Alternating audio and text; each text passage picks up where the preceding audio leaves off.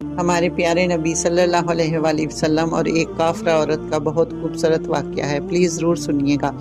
हजूर सल्लल्लाहु अलैहि वसल्लम मक्का शरीफ में एक काफरा औरत के मकान के साथ टेक लगाकर अपने गुलाम से गुफ्तगू फरमा रहे थे।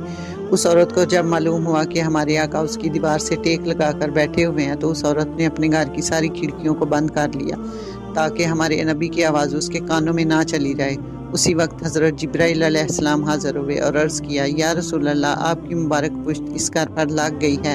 तो अल्लाह सुब्हाना व तआला फरमा रहे हैं, अब मैं नहीं चाहता कि ये काफरा औरत जहन्नम की आग में जले। उसने घर की खिड़कियों को तो बंद कर लिया है, मगर मैंने उसके दिल की खिड़की को खोल दिया है, और ये सिर्फ आप सल्लल्लाहु अलैहि वसल्लम की बरकत की वजह से हुआ है।